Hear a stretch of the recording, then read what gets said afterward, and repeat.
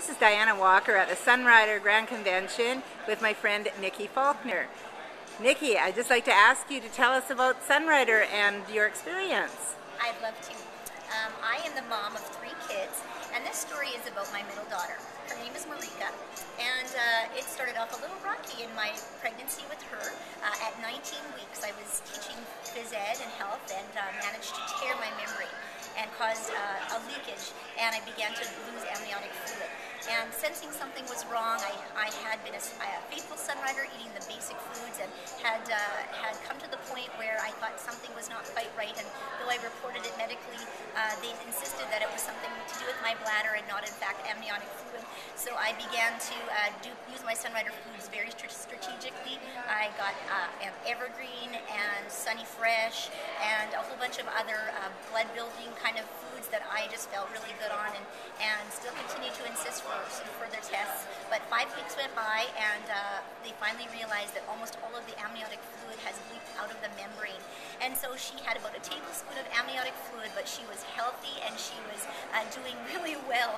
So they put me in hospital for 40 days.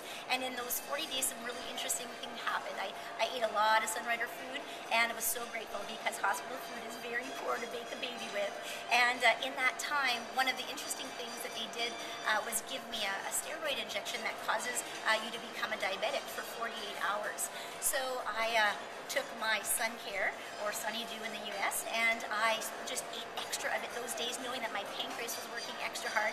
And they kept coming and checking my blood sugar levels and saying, oh my goodness, 5.7, that's completely normal, I can't believe it.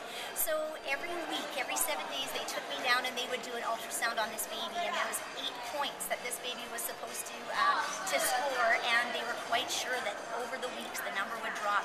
But every week she got 8 out of 8, and then 8 out of 8, and 8 out of 8. And at 28 weeks, 6 days, she was born. And she was 3 pounds and 2 ounces, but she had no complications. They often get brain bleeds when they come that early. That didn't happen. They expected, because she had no fluid, that she would have hypoplastic lungs, which means 2 rocks that will not take in oxygen. And at that point, of course, we prayed and prayed and prayed through all of this, and I ate and ate and ate my Sunrider food, and she was ventilated for a day and a half. So she was breathing on her own, and she was just tiny.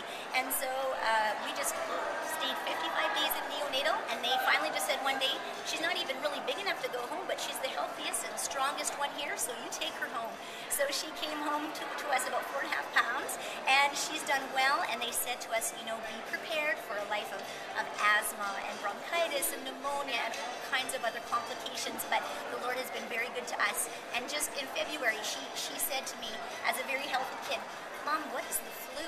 She hadn't even experienced that before. So it's been such a gift to have a baby that's so beautiful and so healthy, and to be able to continue to just build her with great tools.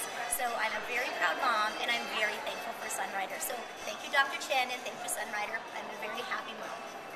Thank you, Niki, so much, and I hope I get to see your little 4-year-old one of these days. Absolutely. Thanks. I'd love to introduce you. Thank you for sharing.